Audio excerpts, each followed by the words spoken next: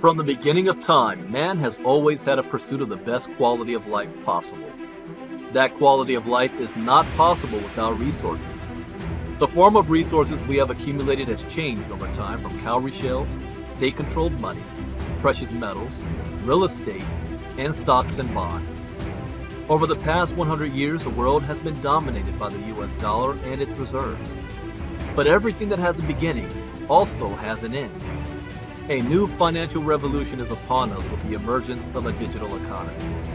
The way we earn, spend, and accumulate resources is fundamentally changing. A new asset has appeared that the wealthy have overlooked.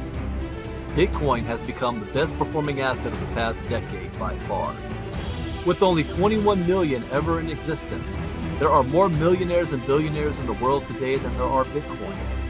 Just by holding 0.25 Bitcoin today will put you in the top 1% asset holders in the world in the next 5 to 10 years.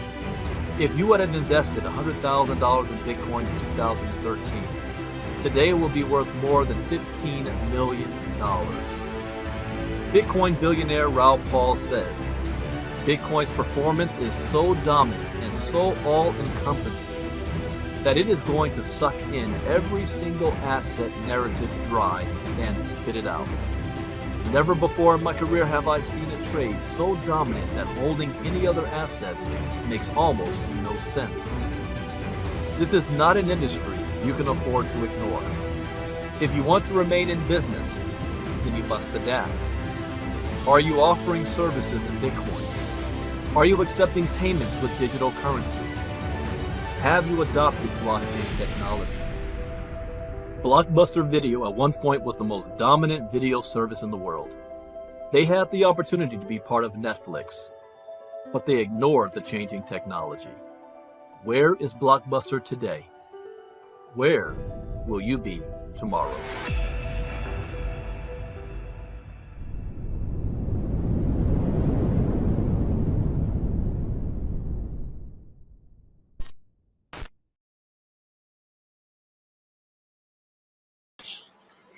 All right. Good morning, everybody. Welcome to Early Morning Crypto Talk. Bitcoin Brandon from Los Angeles, California. Go ahead and type in the chat box where you're listening in from. As a disclaimer, I am not a licensed financial advisor to be giving financial advice.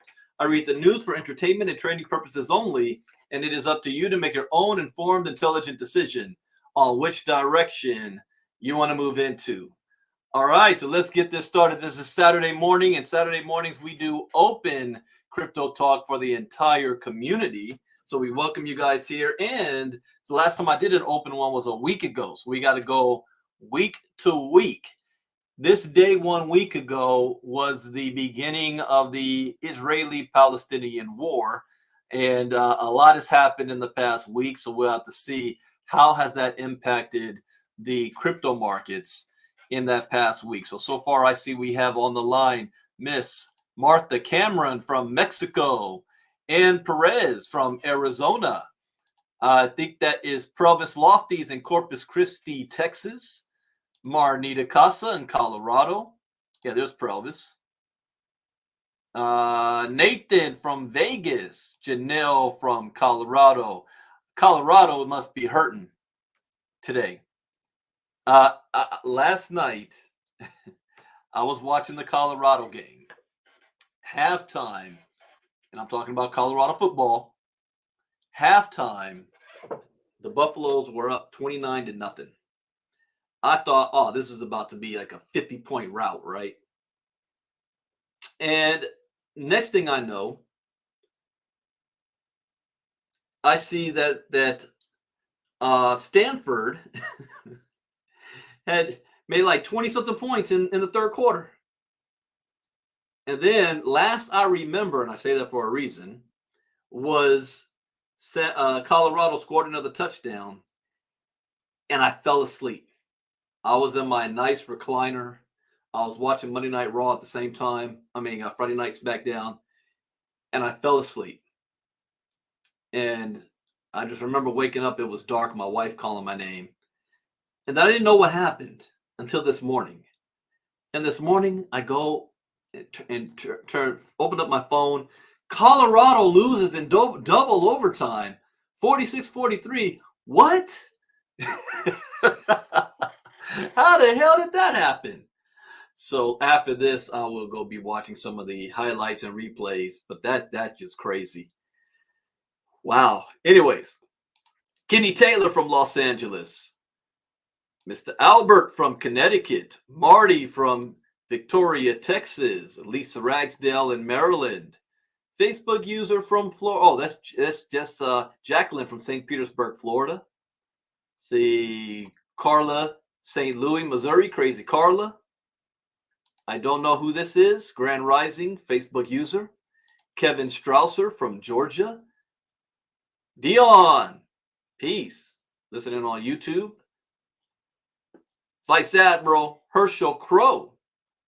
Good morning, good morning, good morning. Oh man, my hearing aid wants to act funny on me.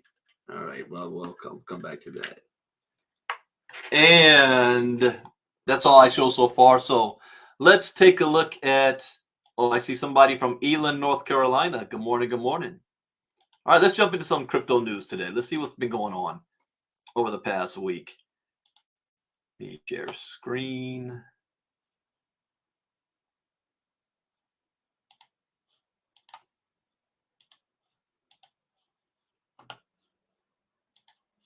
All right, and let's refresh.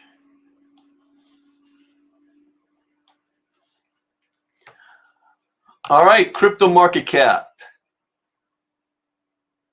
1.08 trillion, up 0.5% in the last 24 hours. Bitcoin is at 48.2%. Ethereum is at 17.1%. Bitcoin is sitting at 26,800. All right, so just by looking at this chart, Bitcoin is down 3.9% on the week. Ethereum down 5.7%. BNB 3.1%. Ripple 7.3%. Solana 6.7%. Although it had a little turnaround the last 24 hours. In fact, all of them did. Down on the week, but a little turnaround the last 24 hours. Polygon down 9.2%. Polkadot's down 8.5%. What? Egypt is not allowing U.S. nationals to enter from Gaza. They got them trapped. Litecoin is down 6.1%. Bitcoin Cash is down 7.2%. So yeah, the whole market in the past week took a hit. Now, in my opinion, the worst is still to come. It is going to be brutal when Israeli troops roll into Gaza. And we haven't seen nothing yet. Let's see the past week best performers. What the whoa? Look at what? Look at Trust Wallet. Up 20% in the past week, but that didn't happen all week. It happened the last 24 hours. 17.8%, but not that. The last hour. Trust Wallet went up 14.6% in just the last hour. Clayton up 4.3 on the week. Chronos 2.7. Fracture 1.7. All right. Worst performers on the week. Mantle's down 17.3. See that drop there. Radix is down 17.1. Rocket Pool is down 14.2. Caspa 13. Avalanche, Conflux, so all of them around the close to the double-digit range.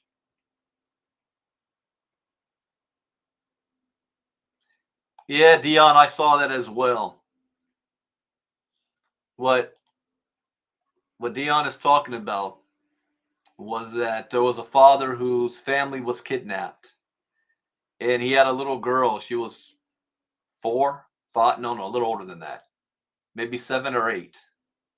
And he had no idea where she was, what happened, and hours upon hours later, he gets the phone call, maybe the next day later, that they found his little girl, and then had died and was killed, and he said, "Yes!" And you think to yourself, why would he be celebrating that he found out his daughter was killed? And what he said afterwards could break you. He said, because I can just imagine that she was in Gaza and what they were doing to the women and the children over there, and the amount of terror that she could be going through every minute, every hour, every day, calling for her father, the torture, that death was better than occupation. Death is better. Now, that is not something that is unique, because every major culture, if they go back in their timeline, could find a time where their people were in a similar situation. For people that don't know history, just watch Wakanda, Black Panther. What did Killmonger say at the end? Bury me in the oceans, where my ancestors understood that death was better than bondage.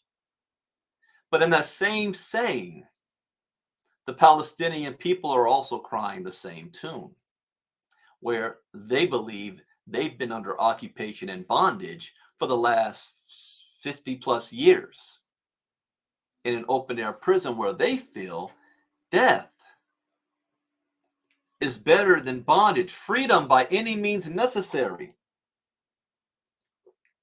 Even if that means going into villages and slaughtering men or women and children and old people in their beds. One man's terrorist is another man's freedom fighter.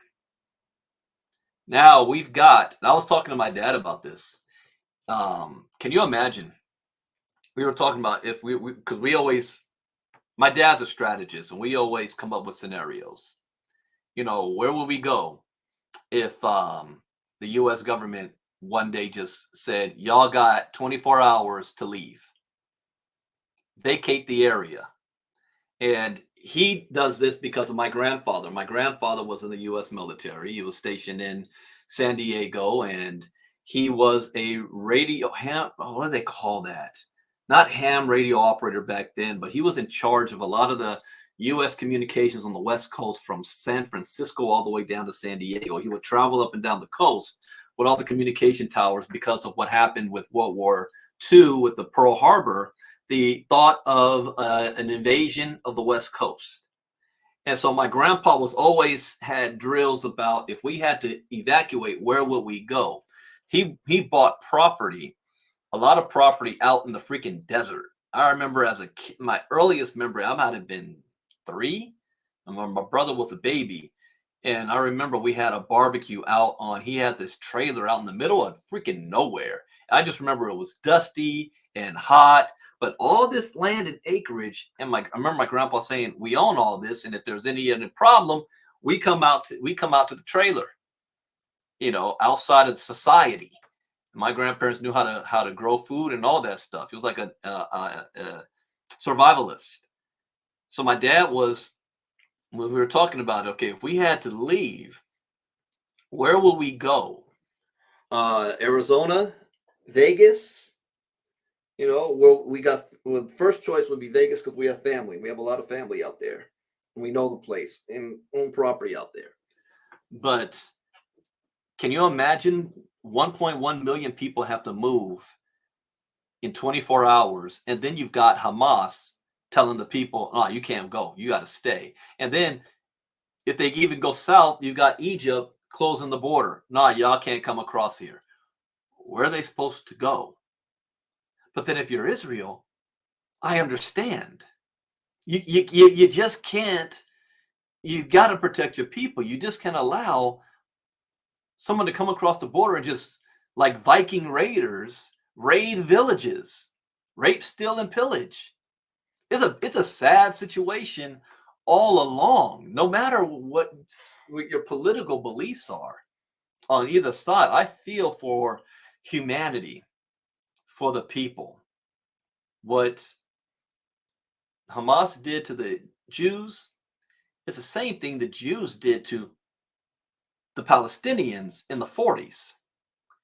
It's like this never-ending cycle of violence. And what's going to end up breaking that? I don't have an answer because we're not supposed to. Those that understand the Bible, it's supposed to happen a certain way. Anyways, yeah, I saw that as well, Dion. That touched me. What also touched me, because I like to, especially since I speak publicly, I like to empathize with both sides. I saw a father holding a baby in Palestine, and he's rocking the baby and he's praying and he's singing. Only the baby is not alive. I mean, I didn't know that the first time I saw the video. I was like, wait a minute. But the baby looked alive, but the baby wasn't alive. Then I see videos of a mother and her children running, and a car pull up and militants jump out and start shooting them down. Or the concert. This really touched me last night. Everybody's running for cover, and they have these bomb shelters. They have these little bomb shelters all over Israel just to prepare if you have to get cover very quickly. And a lot of the kids ran into the bomb shelter, and there's video of this. And the Hamas militants ran over to the shelter and just tossed grenades in there. One guy was filming from inside, and he survived, but he got the whole thing on camera. It's just, it's not good or wrong. And as bad as all of that is, it's about to get worse. So what does that mean for us? Since we can't control any of that, we must pay attention to how this is going to affect our markets. And will this lead to a wider war? World War I started with one bullet shot, assassination. If here's a fear that I may have. If Israel is not an if, they are. When Israel rolls through like a bulldozer into Gaza, and the Palestinians start showing images of civilians and the innocent and children all dead, and how, because now with social media, you're able to see it instantly. You know, I saw so many, and I hate that I was doing that earlier this week. I just couldn't stop.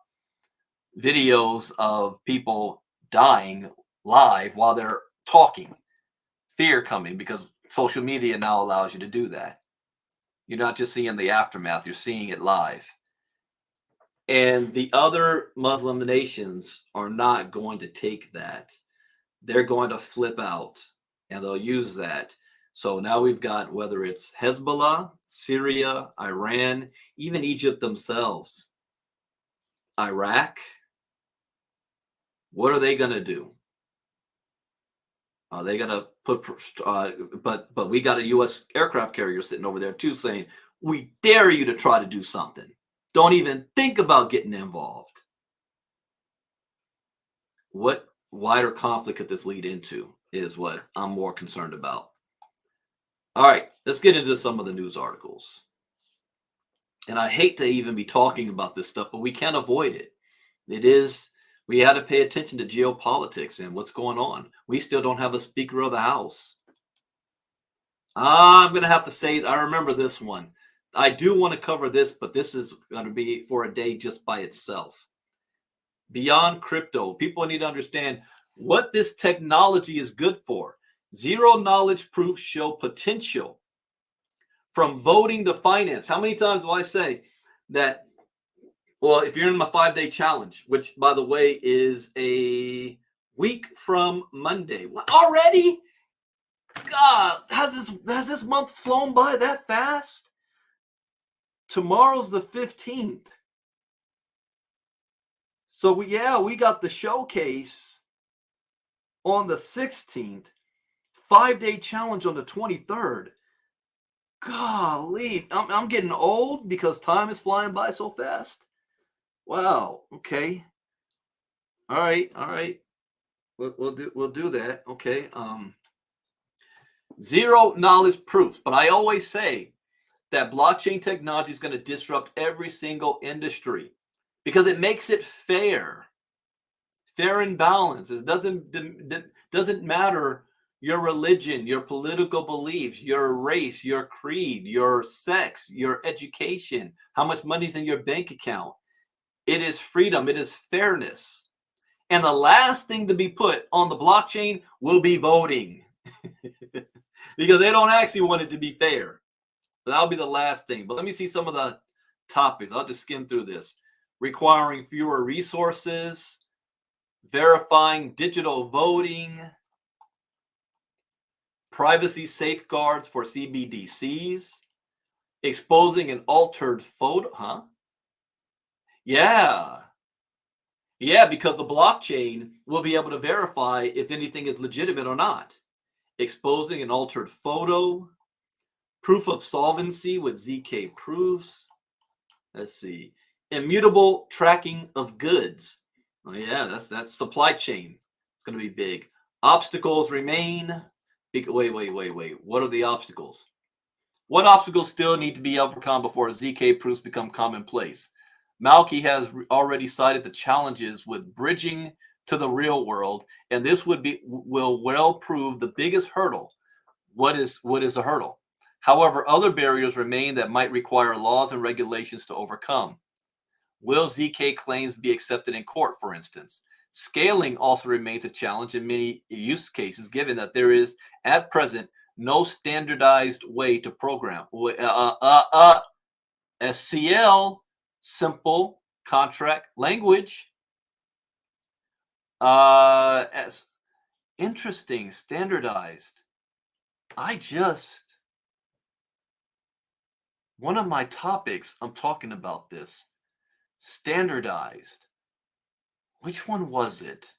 You guys, you might get a sneak peek of this. Oh no, you can't see it. It's over here. Was it in my Metaverse 2.0? No, it is supply chain management DAO. I will give you guys a sneak peek. I'm in the middle of writing my courses. I have 6 more coming. Yeah, that was in AI, but AI wasn't standardized. Power decentralization, artificial governance.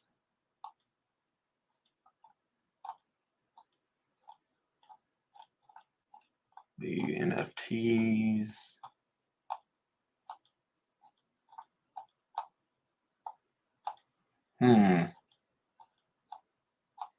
This stood out to me because I was just going through this yesterday.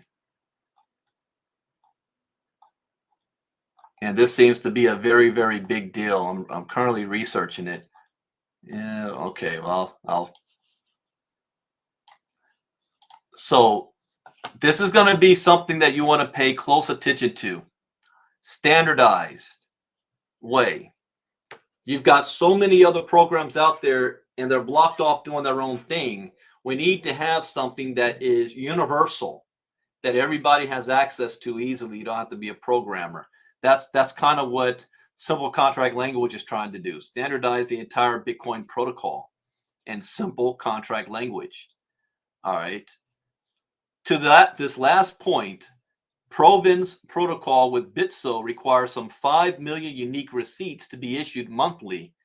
But Proven says this isn't an issue. We figured out how to scale. That's another big problem with any crypto projects.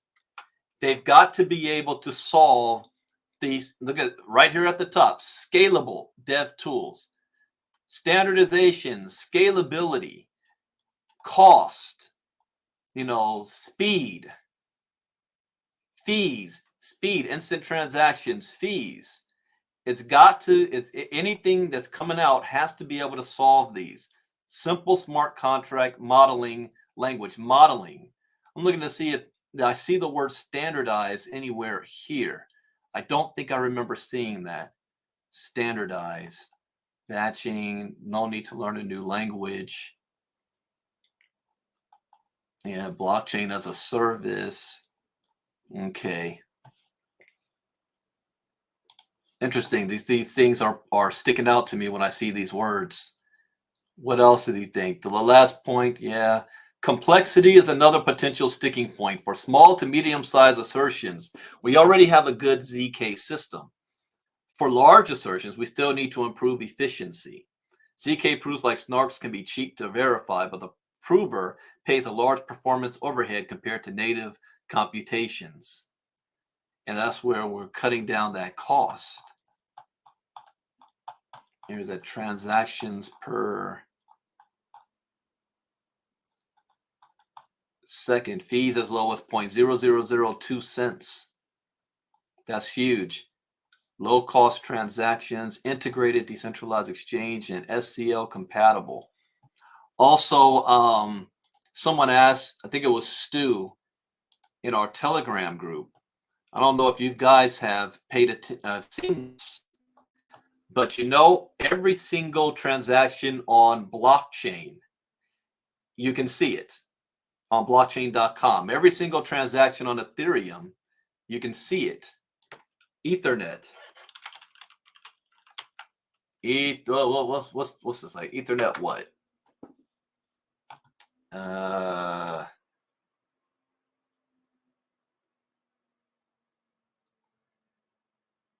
Ethernet.io.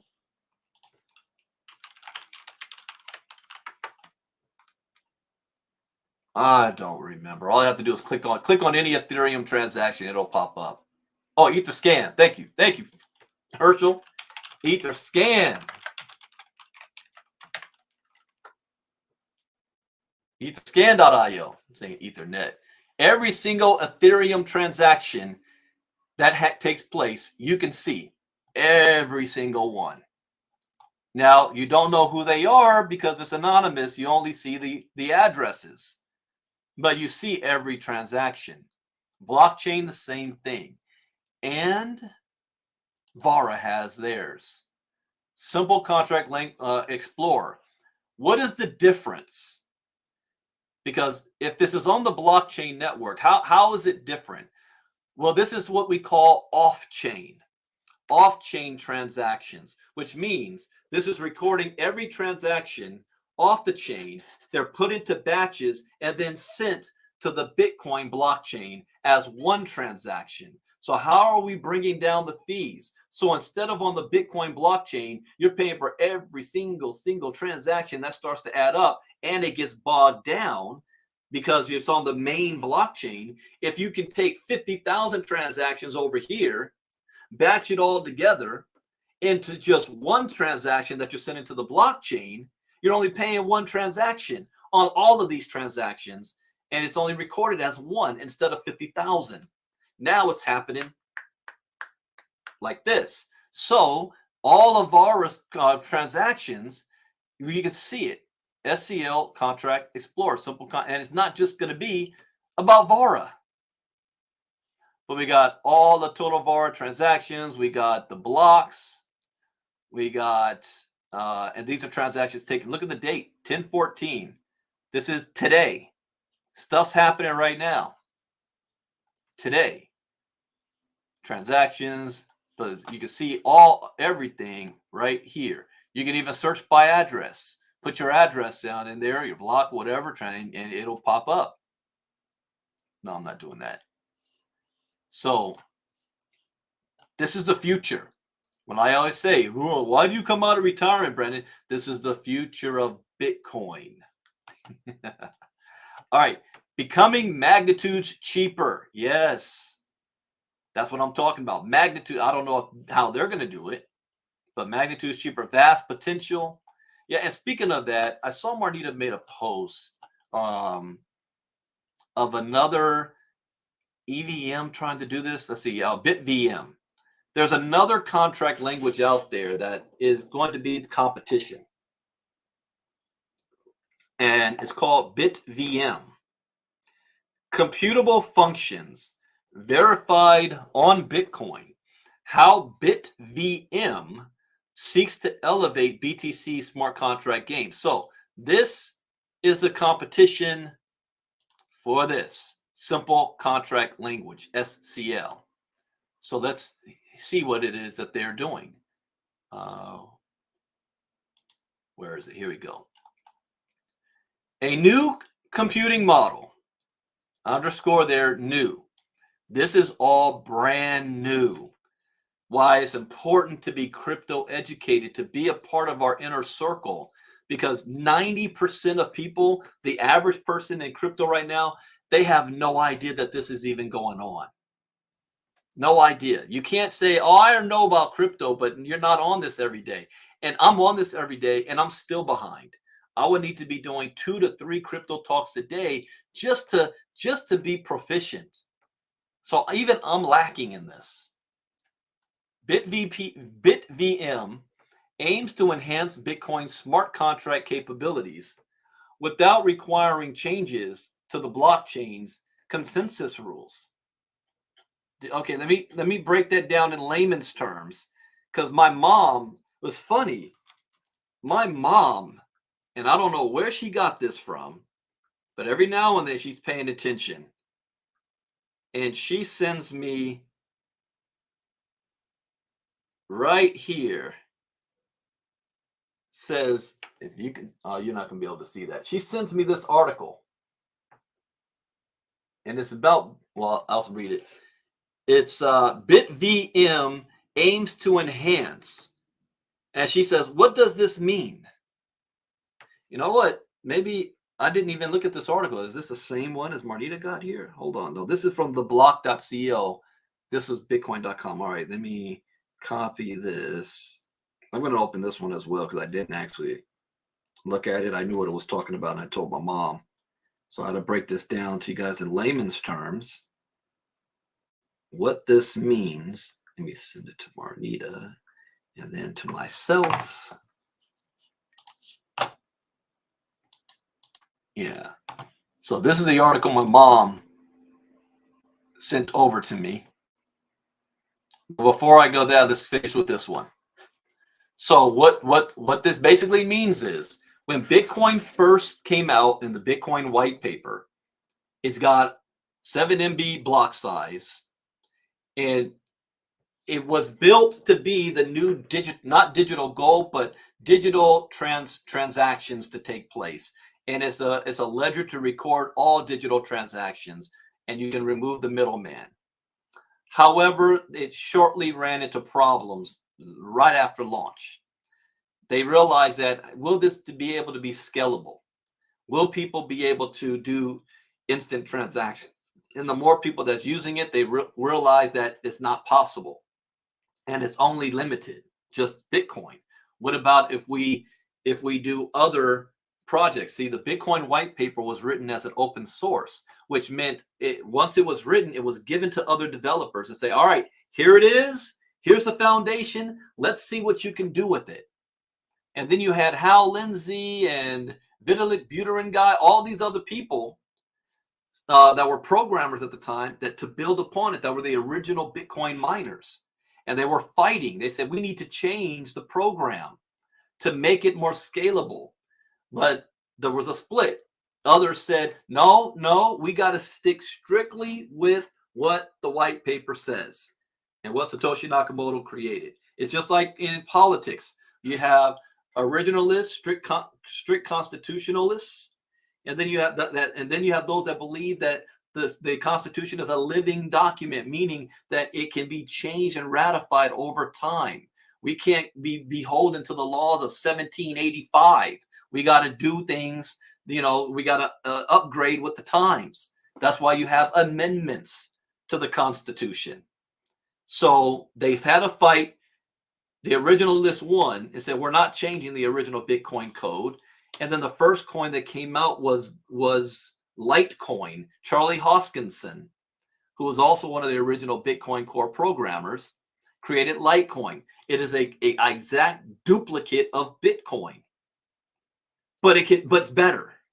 It's better, but it never gained major transaction. I'm using that word. Transaction but it is still a top 15 coin. But people want the granddaddy. They want Bitcoin, not Litecoin. Right there. Then you had other spin-offs when Bitcoin forked into Bitcoin SV, but that didn't happen until much later, 17, when Bitcoin forked for the first time, and then it forked again. And that's because of self-proclaimed Satoshi Nakamoto. Ooh, my mind went blank. I'm looking right at his face. Billionaire drunk guy from Australia. Anyways, when businesses said, hey, we want to tokenize ourselves. We want to be able to have a presence on the blockchain, but we don't have the ability to create our own blockchain. We wanted to just use a smart contract. That's where Ethereum came from. And so now Ethereum's success is where Bitcoin lacked. But Ethereum also has a lot of problems and issues. But there's no other better game in town. You got Solana and the others that try to pick up, but they're also under attack from the SEC. The only ones that's not is Bitcoin.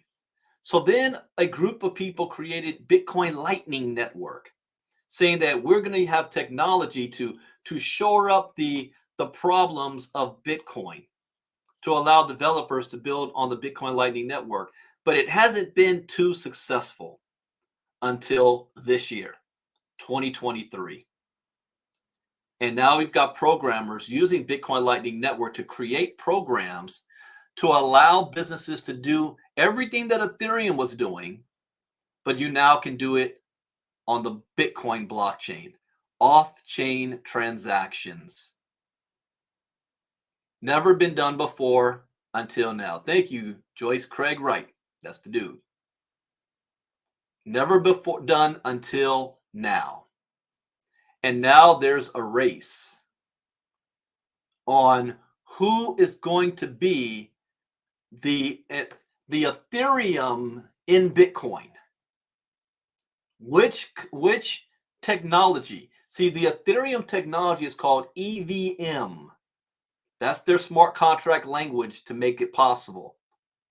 Bitcoin, there's only two right now.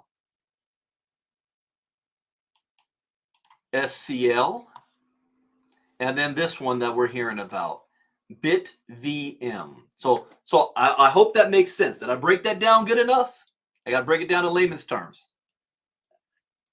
So now you don't have to change Bitcoin's blockchain consensus rules at all. Bitcoin can remain exactly the way it was programmed to do. But now you have these other programs that's able to use the Bitcoin blockchain and speed things up. Like I say, I broke this down to you guys. Oh, I think my inner circle or diamond class. So think of a freeway, and the Bitcoin blockchain is the slow lane, and in the fast lane is SCL, and next to the fast lane is all businesses, and they're moving in and out, doing all these transactions. And then once there's enough transactions in the fast lane, SCL kicks it down to the slow lane to be recorded on the Bitcoin blockchain. But the slow lane does not slow down the fast lane. It's got its own lane, and the fast lane can go as fast as it wants without it being slowed down by the slow lane. That's what this technology is. I hope that visualization can make sense. And again, you're hearing this, but 90% of people in crypto have no clue. They don't even know, which means opportunity. Brandon, how come you're not just running your mouth about all the other companies and live good and everything? They're blowing up. Because I know something they don't know. It has nothing to do about them. I'm looking at technology, the future. I want to be the first.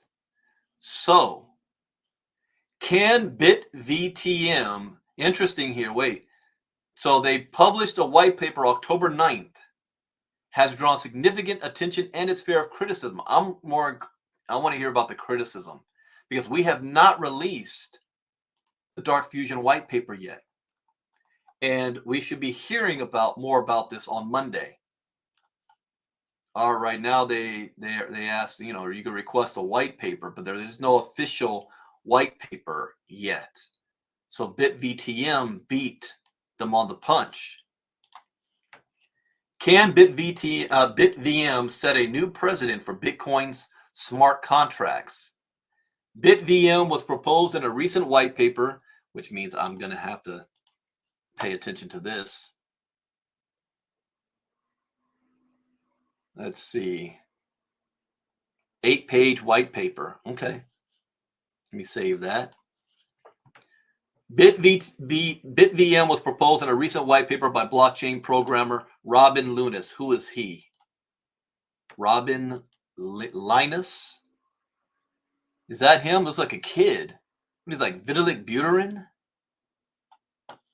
He's a kid. He calls himself Bitcoin Sorcerer, creator of Zero Sync and bitvm.org. Bitvm.org. Okay. Any computable function can be verified on Bitcoin. Yeah. So this is his white paper. All right. I like this statement there. Any computable function can be verified on Bitcoin. This is a name I need to remember. He's going to be like a Vitalik Buterin. Same with Dominic Obojkovic. Another name, Robin Linus, founder of BitVM. All right.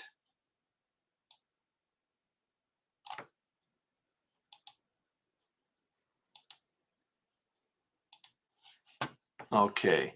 It allows for the expression of Turing complete Bitcoin contracts through fraud proofs and a challenge response protocol. Yeah, you know that's true, Mark. Confused with Linus from Linux. I know you've got a whole lot of Linux experience. It allows for the expression of Turing complete Bitcoin contracts through fraud proofs and a challenge response protocol between two parties. While some believe the model has limitations, others say it paves the way for more intricate Bitcoin transactions.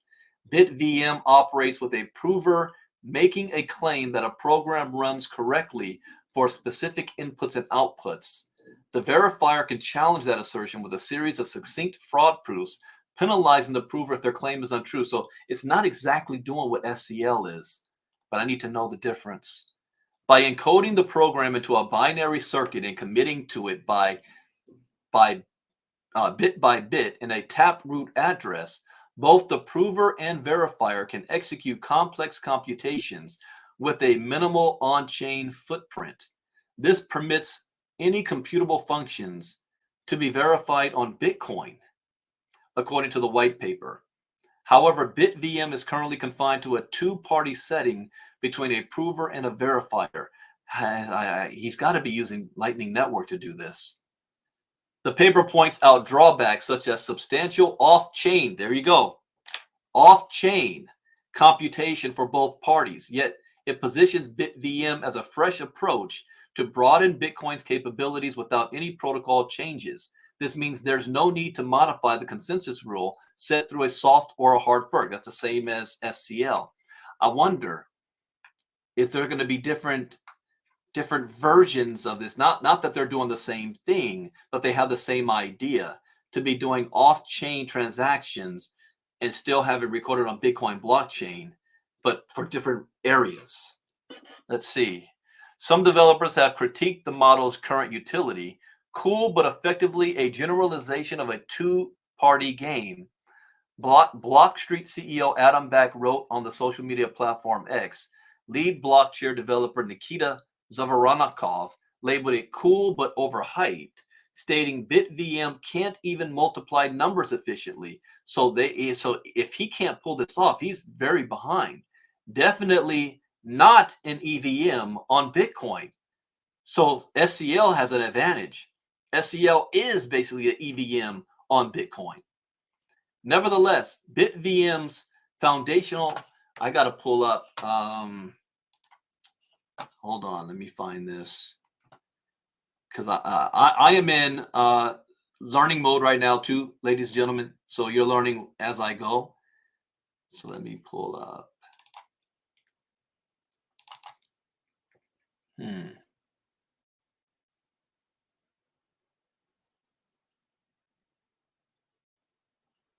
Where did I have that saved? Not the white paper.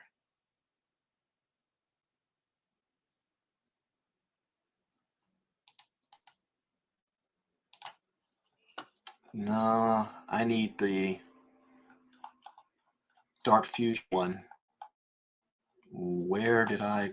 Oh, I know where I can find it.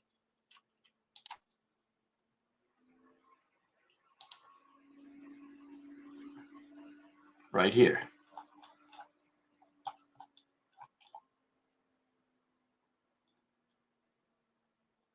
Solana, yeah.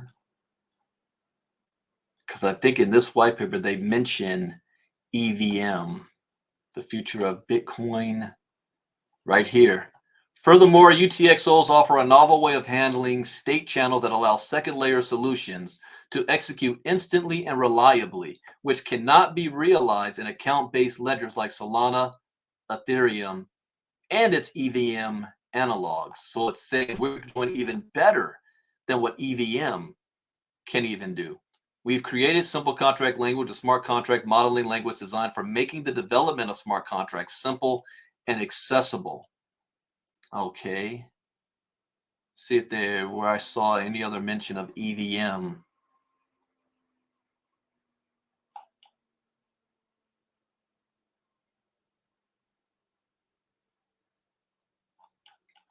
It's really a program developed for developers to use this language to create their own tokenization. So this is a different, they're doing something different than what this BitVM is. Familiar. Okay, so let's go back.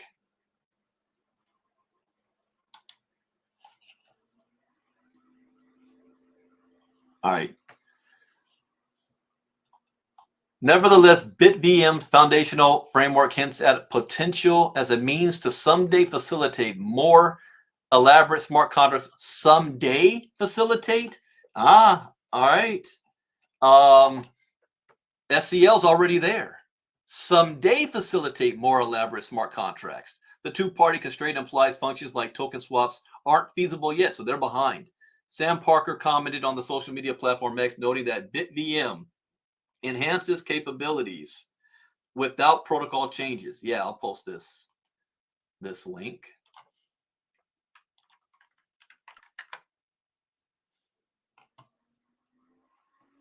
All right, the two-party appliance is not feasible yet. Sam Parker, wait, functions like token swaps aren't feasible yet. Yes, they are, just not with them. Sam Parker commented on the social media platform X, noting that BitVM enhances capabilities without protocol changes, lessening ossification risks. Crypto analyst Sunny Decree wrote that a new Bitcoin white paper enables all altcoin utilities on Bitcoin and emphasized no soft fork required. The thing that I am most excited about is being able to implement a ZK verifier. ZK verifier, didn't we just see that on the other article about voting on the blockchain? That was this article. Here we go. See, ZK proofs. Connect the dots, everybody. That's what I do all the time. We still don't know how, where, when, or if this will happen. But if you could implement a ZK verifier in the BitVM, you don't need to do that. We already got it with SCL. Dark Fusion's doing it.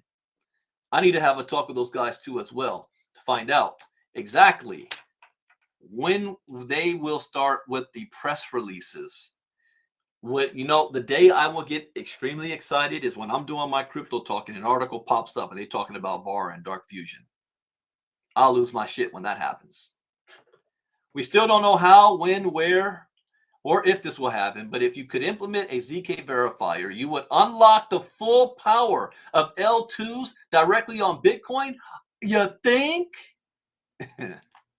Unlock the full power of layer 2s? Where's that slide?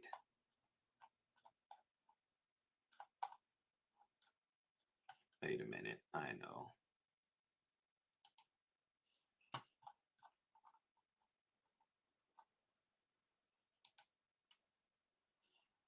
Features. Compatibility with Bitcoin network. Layer 1 and 2 compatibility. Chain agnostic smart contracts. Lightning network integration and open source. And what did he just say? Oh, well, one day we'll be able to do that. Capability protocol changes. The thing verifier. We still don't know when, where, or how, but if you could implement this, you would unlock the full power of layer 2s directly on Bitcoin. Trustless bridging, more throughput, more privacy. So again, why this is important, you have to understand what problem are they solving. We have the problem here. There's a problem with bridging, problem with privacy, problem with cheaper transactions, a problem with programmability, problem with scale. How do you solve that without having a Bitcoin upgrade? This guy hasn't solved it yet. Dark has. Are you guys seeing? I hope you're getting this. This is why I came out of retirement, not because of a game. The white paper describes BitVM as a novel design space for Bitcoin contracts and off-chain computation. As studies progress, its uses might broaden to fully highlight Bitcoin's inherent computing prowess. In the short term, BitVM lets a prover and verifier execute Turing-complete programs with payments, validating outcomes through Bitcoin's current fraud-proof system, thus widening smart contract prospects without changing the protocol.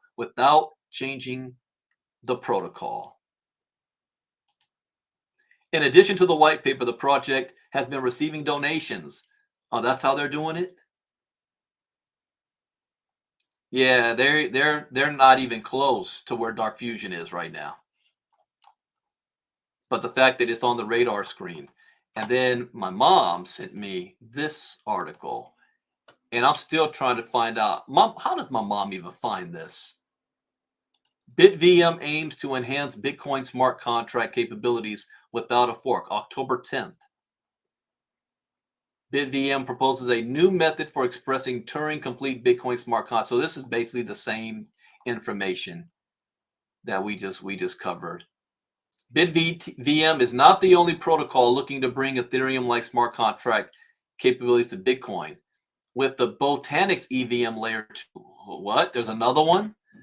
Botanics EVM layer 2 also tackling the objective via a sidechain solution called Spider Chain. Okay, this is another one. Let's see. Can Spider, what's the date on this? September 19th. Can Spider Chain help bring Ethereum functionality into the Bitcoin verse? Told you guys there's a race going on. Spider Chain, developed by Botanics Labs, offers a permissionless two-way. They're doing it again, two-way.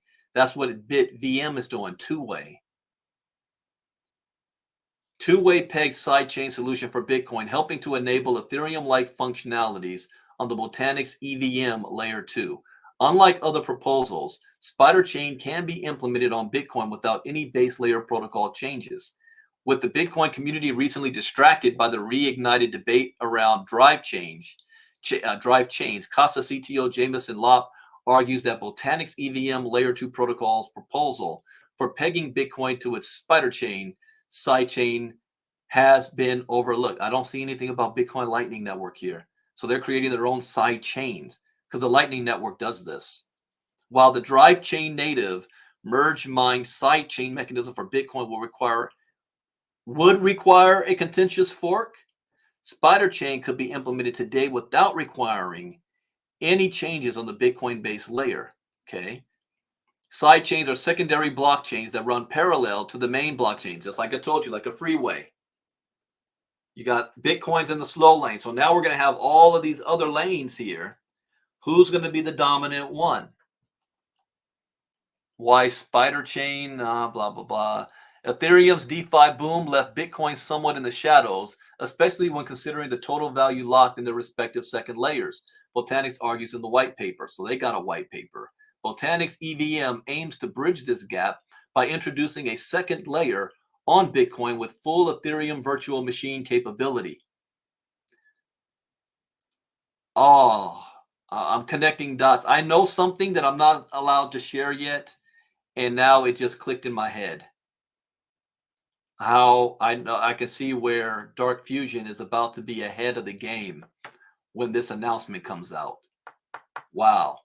This means developers could tap into the vast range of Ethereum smart contracts while retaining the security of Bitcoin's base layer. Yeah, okay, we know that.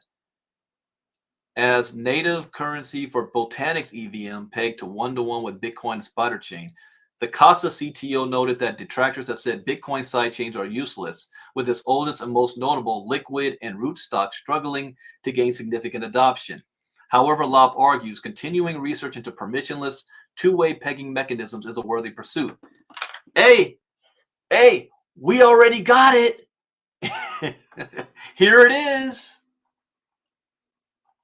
This right here, and what Herschel just even posted, agnostic can support UTXO and EVM tokens alike. We already got it. Oh wow. Where am I at? Okay. Is it that one? This one. The Ethereum Foundation. Wait. Struggling loop, two-way pegged. 150,000 BTC, 4 billion deposited with a third-party custodian to issue Bitcoin peg tokens on Ethereum. The Ethereum Foundation's vision for scalability involves multiple layers of EVM-compatible chains, with the Ethereum base layer providing settlement. However, Lop argues Ethereum still faces centralization concerns, with Botanics contending that Bitcoin provides a more suitable foundation to build these layers with its high level of mutability and proof-of-work security. This is true. That's the same language I'm going to use for Dark Fusion technology. Why?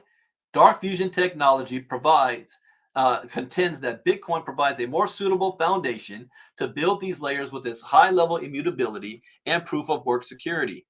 How does Spider Chain work? Let's see. Okay, users deposit Bitcoin collateral into a multi-sig wallet as a stake to run on Orchestrator, which is slashed in the event of malicious activity. These orchestrators run a Bitcoin node, a Botanics EVM. Who is hosting this? Because I can already tell you right now, Dark Fusion, we have our own wallets. And with our own wallet, you see right there, validators. Every app is a validator node, which means you are going to be able to earn staking rewards because you have the app, the node. Everybody has access to it. Ethereum, you got it to be able to be a validator. You have to own like 33 Ethereum just to be able to do that. Well, I like this. Here you go.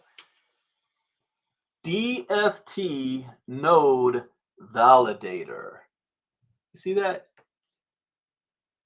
I'll read this. They got a 20-year emissions. Does this sound like something they're only trying to be here for 6 months?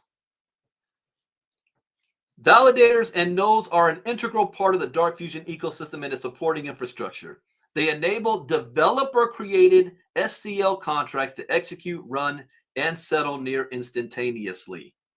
Validators earn rewards for processing and hosting swaps on the Dark Fusion DEX, providing computing resources, contract hosting, and maintaining state channels on behalf of the Dark Fusion protocol's users.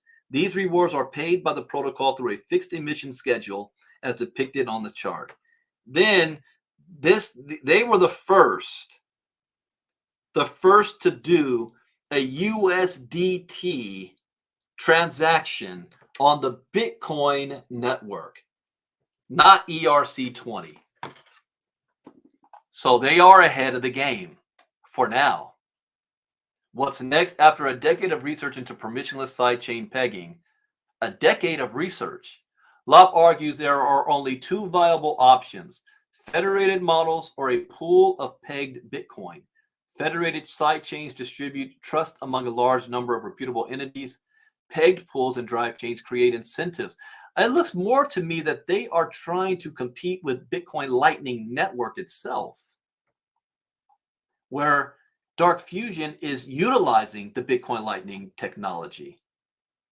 None of these have even mentioned that. So it looks like they are trying to be the next Bitcoin Lightning Network. Okay, let me get out of that. Let's go back to this. Yeah, that's the BitVM. All right. I'm going to save this white paper because I'm curious about it. Let's get to, I'm starting to run out of time. Other articles here. NFTs aren't dead. They're just resting. Watch who you are listening to. Why do I say that? Because I pay attention more than I speak. And I'm watching social media. And I'm specifically watching so-called influencers in the direct selling space who have also crossed over into Forex and crypto every now and then, depending on the opportunity. And these are not crypto experts. They're crypto opportunists. So if there's a new opportunity that comes around and they can make a quick buck off of it, they're all over it. And then as soon as it, starts to show signs of decline, they jump off of it. But they don't just jump off of it. They love to throw a grenade in the room that they just left. I back in the day when I used to call people out like daily in my earlier career, I called them out for that. I hated that. Whenever you see a leader that's running their mouths about how great an opportunity is, and then the grass looks greener somewhere else and they jump ship and then they shit on where they just left to make it seem bad so everybody else will follow them. Yeah, that still goes on right now. And it is going on right now. I see clowns that were running their mouths about NFTs and whatnot a couple of years ago. They're now turning around crapping all over it. And I haven't said anything, or I haven't called them out because there's no need to. They let the ignorant stay ignorant. I see it as an opportunity. So where they fail to understand, I'm jumping on board. So NFTs are not dead.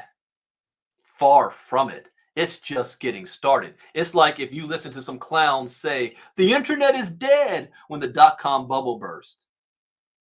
They said the internet is dead and gone. Really? Like Blockbuster. Netflix, get out of here. And they start posting all the people that ordered Netflix videos and they got cracked videos in the mail. Then they had to return the video and then wait for the video to come back another 3 days. And now it's like a week and a half before you can see the movie. And that's what Blockbuster was doing when they were trying to crap all over Netflix. It's a dead model. It doesn't work. Look at Netflix now. So NFTs aren't dead. They're just resting. The market for NFTs might be struggling during this NFT winter, but there are signs of life if you know where to look. Headlines predicting the death of Bitcoin are nothing new. Over the past decade, we've seen every permutation of why Bitcoin is dead imaginable, yet the current crypto winter has brought very few of these dire proclamations. It seems a little different this time. Maybe it's hard to pin such a eulogy with Bitcoin hovering around 28,000 and a spot Bitcoin ETF on the horizon. Doesn't seem like Ethereum's dead either. But the blockchain industry and its commentators still need a corpse to poke at. And that's what they found with the putrid cadaver that is NFT market. NFTs are dead, deceased, lifeless. NFTs are the Norwegian blue from Monty Python's Dead Parrot sketch. And the grave dancing has commenced. To quote a recent Rolling Stone headline, your NFTs are actually, finally, Totally worthless. I keep hearing that all the time too. Rolling Stone is right. Most NFTs are indeed utterly worthless. Yet, that should not be surprising to anyone who's been in crypto for a few cycles. Most of the ICO tokens from the 2017 bull market vintage were dead by 2018 and 19 winter. Likewise, the countless DeFi protocol tokens post DeFi summer of 2020. Today, more than 1.8 million tokens have an aggregate market cap of a little more than $1 trillion. But the top 10 largest protocol tokens account for over 93% of the total. Do the math. That's a long, long tail of worthless zombie coins. The vast majority of all tokens die.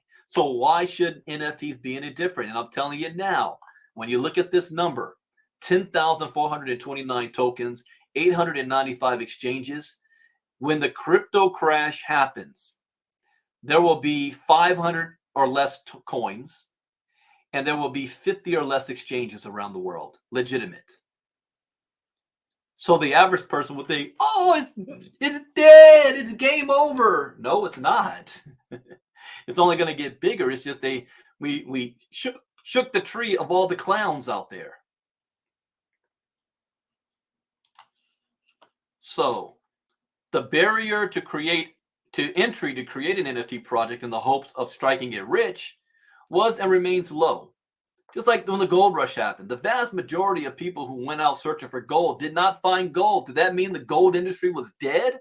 No, the gold rush created a boom in the gold industry. It's just the vast majority of people out there looking for it didn't find any. Yet people play the lottery. You know, what was that last 1.7 billion? You have a 1 out of 200 something million chance of winning the lotto. And everybody goes and buys a ticket because they say, hey, I have a better chance of winning if I buy one than if I buy none.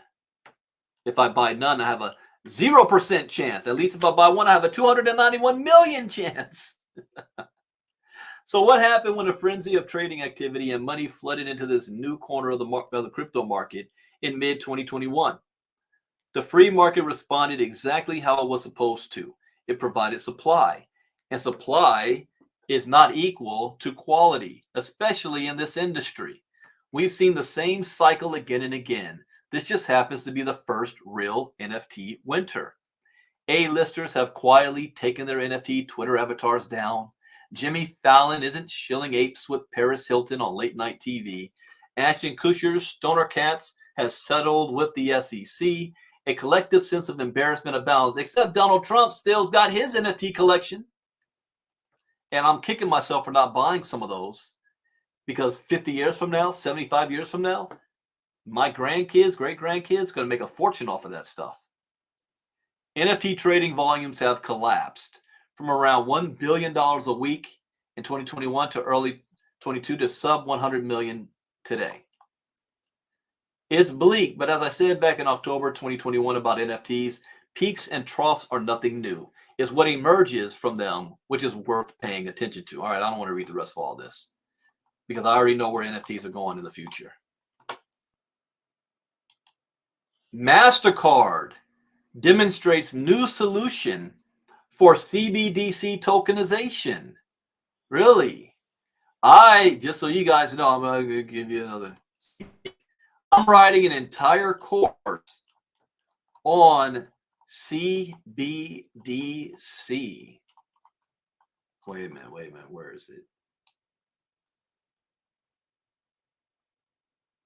Coming in 2024. I've got introduction to CBDCs, understanding the basics. I got pros and cons of CBDCs, CBDCs versus crypto, global trends, role of central banks, CBDCs and monetary policy, privacy and security, CBDC adoption, cross-border payments, CBDCs and the future of cash, regulatory and legal framework, technology behind CBDCs, case studies, impact CBDCs. I got it all coming. So I pay attention when I see anything about CBDCs. Mastercard executive described, as the digital economy continues to mature, Mastercard has seen demand from consumers to participate in commerce across multiple blockchains, including public blockchains.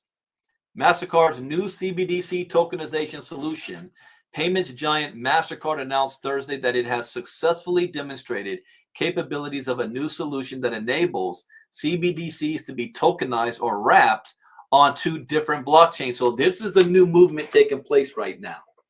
Banks were attempting to create their own CBDC, and privately it hasn't been working. So now they're doing a shift. They're utilizing public blockchains for their own CBDC. JP Morgan Chase is doing it. Bank of America is looking into it. And now we got MasterCard saying that we can help in that process by wrapping it. So what does wrapping mean?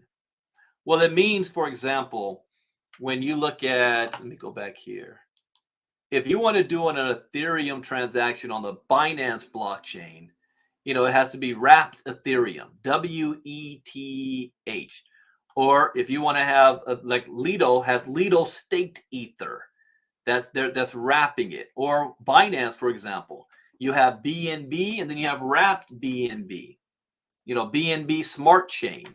So that's how you can take one token and trade it on someone else's exchange, but you've got to wrap it into their code.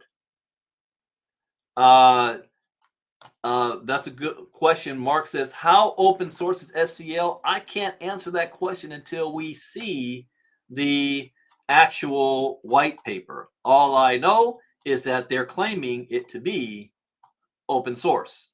Where do we have that? Lightning Networks. Is it on this? No, but I have it on this one. They just claim open source. How much? I don't know yet. We will see when the developer tools come out, because they do have developer tools, which is right. Developer tools. This is stuff I don't understand. RESTful APIs for SEL contracts hosted on our blockchain as a service platform. Unity SDK with SCL. Lightning Network and byte streaming built in. Unreal Engine SDK with SCL. Lightning Network and byte streaming built in. Blockchain as a service. So that's as much as I know for now. Where was I? Mastercard. All right. This technology not only has the potential to drive more consumer choice, but it also unlocks new opportunities for collaboration between the public and private networks to drive genuine impact in the digital currency space. Mastercard detailed that the solution was developed in partnership with Cuscal, a leading payment and data services provider in Australia, and NFTs as a service provider, Mintable. It is part of a research project by the Reserve Bank of Australia, the country's central bank, and digital finance to explore potential CBDC use cases in Australia. How many of you guys paid attention to the last showcase last month? The Dark Fusion introduced a gentleman, and I'm going to pull up a clip of this. Let me make sure I can have this right.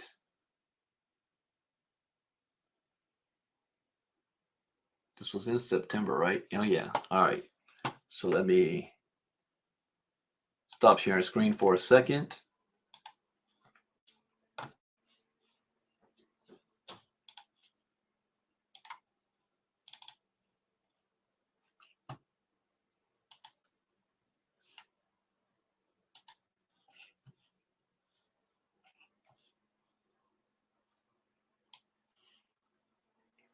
I think it's the right video.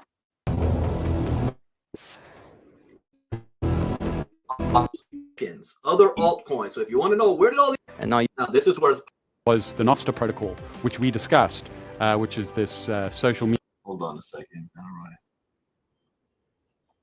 Yeah, I did pick the wrong one. Where's that sound coming from? Oh. Okay. I have a different video here.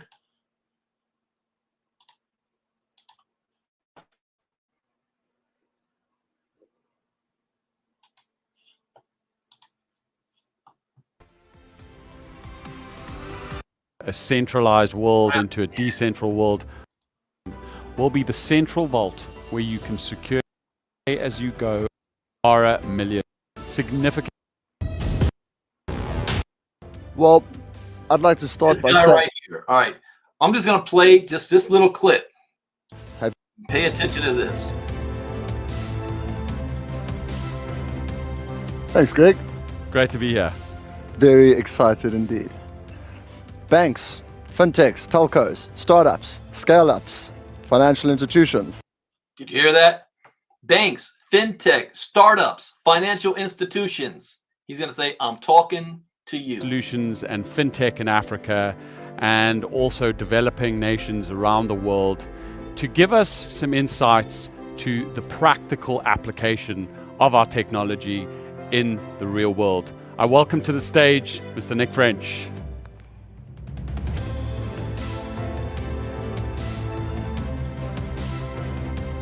Thanks, Greg. Great to be here.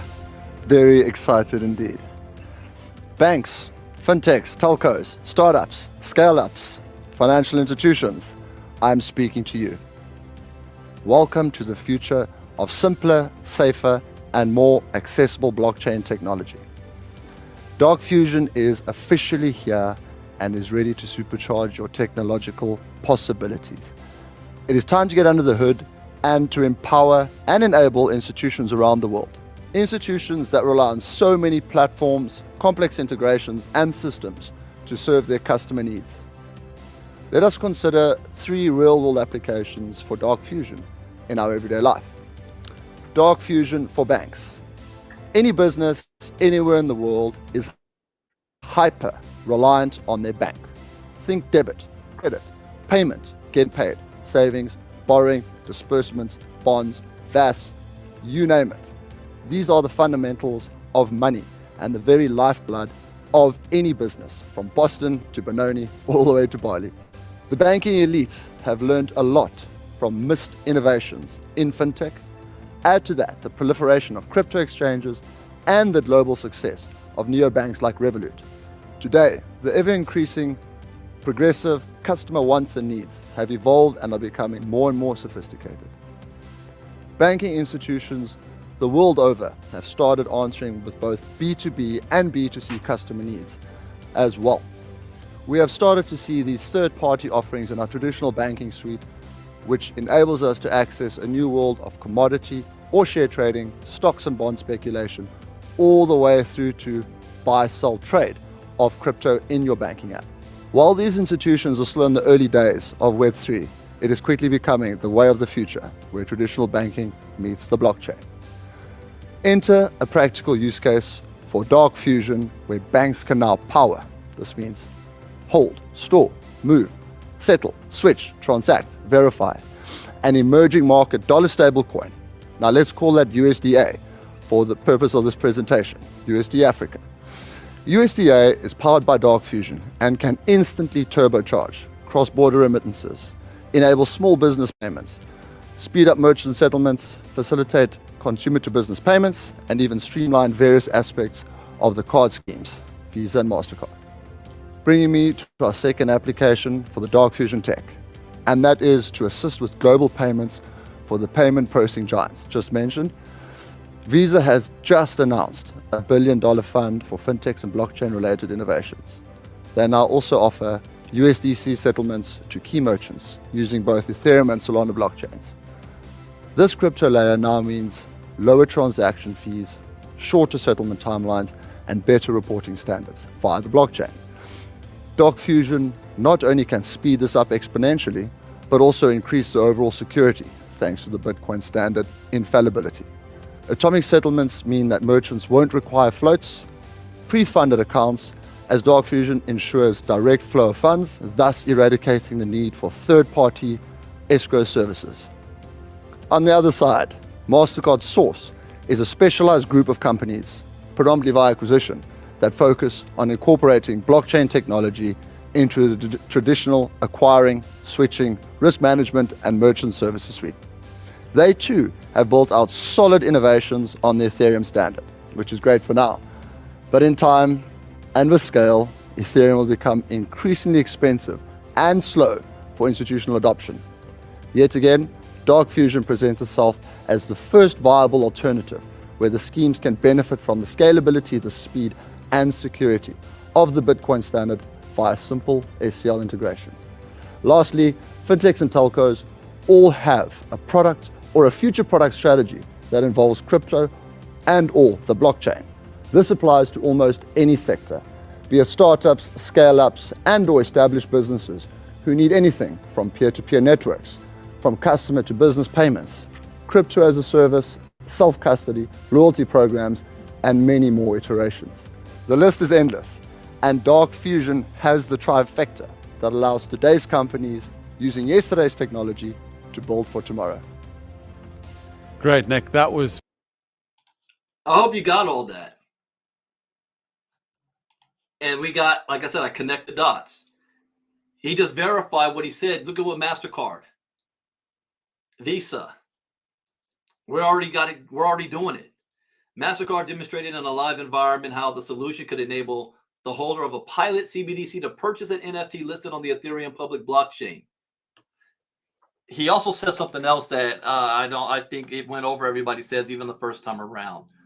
Why is he talking about banks and fintech? That's the only hint I can give. I can't say no more. You're gonna have to wait and see. I'm just very, very excited by what's about to happen. All right, what do we have next here? Moscow Exchange plans to issue real estate digital assets. Isn't that interesting? I got to speak with my client WGC in about an hour or 30 minutes from now, where they just implemented real estate NFT tokenization, fractional ownership. Moscow Exchange. Speaking of, let me show you guys another sneak peek. Where is that? Yeah, I already got.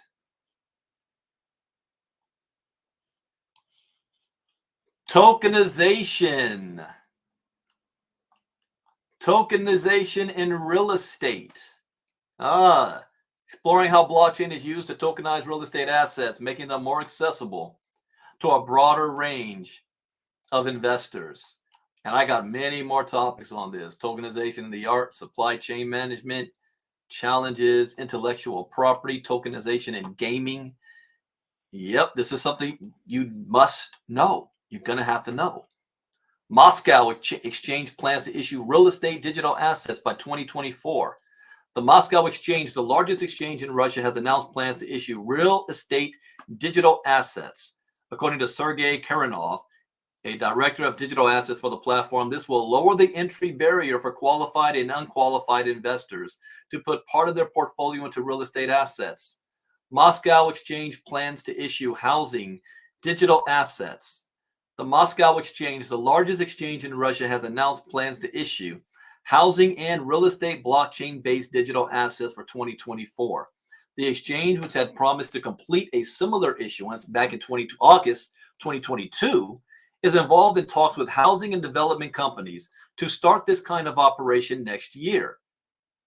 The instruments would ostensibly lower the bar for qualified and unqualified investors to put part of their portfolios in construction and real estate commitments. Real estate right now is so far overpriced, most people can't afford to get in on the game. You can't afford it unless the government does another GI Bill. How do you think your grandparents got their houses back in the day? And then those houses went up in value 1,000%, and then they passed that on to their children, the baby boomers, who then pass it on down to the families, and you guys get mortgages and second mortgages off of that money, but the government gave it to you to begin with. I don't like socialism. Pick yourself up by your own bootstraps. Really? But today, let a kid that just graduates from college, that's already graduating with $40,000 to $100,000 in debt, and they get a job making $15 to $20 an hour, you tell him, yeah, go buy a house now. And the house is worth 1.2 million, or, well, depending on where you are. I'm in California. So somewhere else, $500,000, $600,000 for a home. No kids got the cash for that. So maybe they can get a bank loan for it, which means they're now under a 40-year mortgage. So it'll take 40 years for them to pay off the house, so they don't even own the house until 40 years from now. You just locked everybody out from wealth building. But what if you fractionalize it? Now, the average person can start putting part of their portfolio into an asset that will appreciate over time without having to purchase the entire asset. If freaking Moscow gets it, you gotta know, you're on the right place. You're on the right, this is the right thing to do. All right, I don't want to read all of this. Okay. Last one up was about Ripple. Ripple CTO slams Charles Hoskinson over SEC's Ethereum favoritism. The Ripple community and Cardano's founder have clashed over the definition of corruption in the context of the ETHgate scandal. Ripple Chief Technology Officer David Schwartz has countered the Cardano founder's comments about possible motives behind the United States regulators' determination that Ether is not a security. Cardano founder Charles Hoskinson addressed the much debated ETHgate theory in an AMA session on October 8th, arguing that the government's actions were not about corruption. ETHgate is a conspiracy theory alleging that Ethereum received a free pass from U.S. regulators, particularly the U.S. SEC, which has been reiterating its stance that Ethereum isn't a security for years. Despite SEC Director William Hinman defining Ether as not a security in 2018, U.S. regulators have been struggling to establish the status of other coins, including Ripple, which has created significant impediments to their adoption. According to Hoskinson, Hinman's speech drafts on the regulatory status of Ethereum, which was released in June 2023, do not prove corruption, but favoritism. None of that activity presupposes corruption, just favoritism, Hoskinson argued in the AMA, adding that this is how the internet works, and it can't be fixed now. The Cardano founder emphasized that there has been no evidence proving anything apart from favoritism by the SEC. I can't deny that. You might be right with that. What evidence do you have of that? Where are the emails? Where are the meetings? Hoskinson asked. He also argued that Ripple serves different customers, doesn't even have smart contracts, and has an entirely different business model. That is true. He added, doesn't that dilute your entire goal of making Ethereum not a security to also do that? Are you so scared of Ripple that's going to happen? Do you really believe that? If you do, you're a crazy person in my book. Hoskinson's fresh ETHgate related remarks have quickly triggered a response from the Ripple community, particularly executives like Ripple Chief Technology Schwartz. The XRP community specifically clashed with Hoskinson over the definition of corruption. I would argue that a government actor showing favoritism aligned with the personal interests of themselves and their friends is corruption, Schwartz wrote on X. So saying word corruption in much polite way is favoritism, one commenter stated on X. Some community members also alleged that Hoskinson's questions about ETHgate evidence might be related to the fact that he allegedly has a lot to hide about his early days in Ethereum. Apart from his role at Cardano, Hoskinson is also one of the 8 Ethereum co-founders alongside Vitalik Buterin. Hold on a second. There we go. Oh, you got to be kidding me. I was not even sharing screen. I didn't have this thing over here on the side, so I didn't see. I was not sharing screen. My bad. Hold on.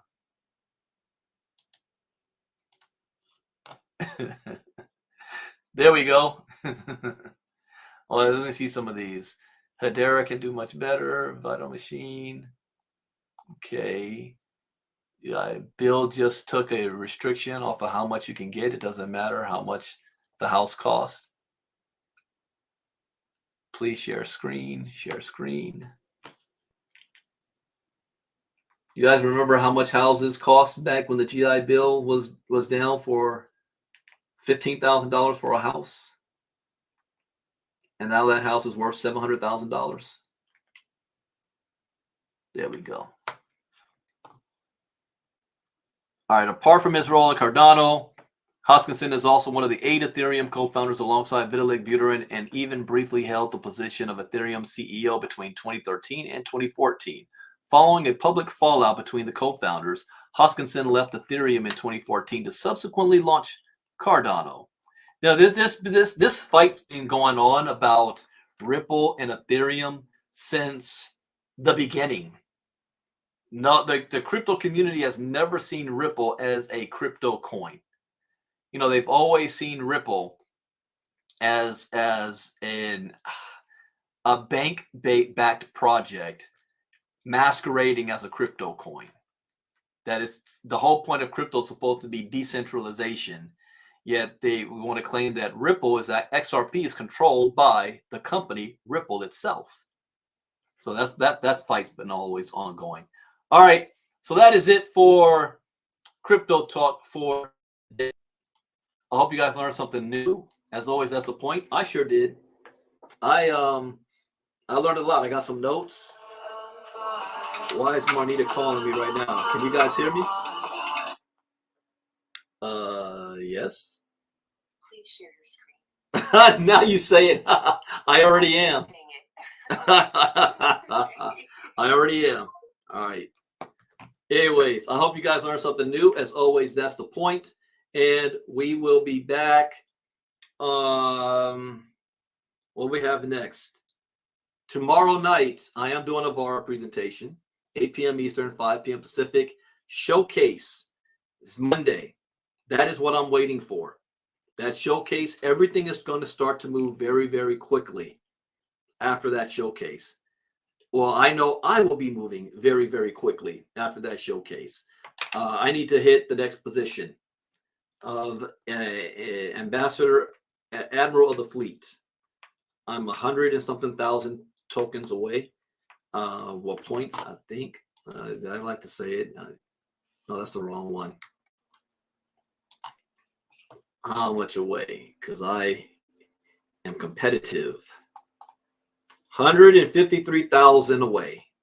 153,000 away. I'm going to make that happen. And you're going to see a lot of new information coming out from the crypto space. We've got to watch and see what's going on with Israel and Hamas.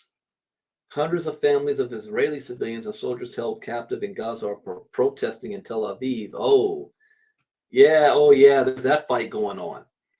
The problem is the families are saying priority should be to get the hostages back. The Israeli government is saying no, priority is for us to destroy Hamas. And if we can save the hostages in the process, that's a bonus. But the family's saying Hamas is going to use the hostages as human shields. And the government is saying, oh, that's collateral damage. So we'll see how this plays out. All right, everybody, enjoy the rest of your weekend. I got to do WGC in 30 minutes for our presentation tomorrow. And Monday is work time. It's go time. Take care, everybody. Bitcoin Brandon out. Bye-bye.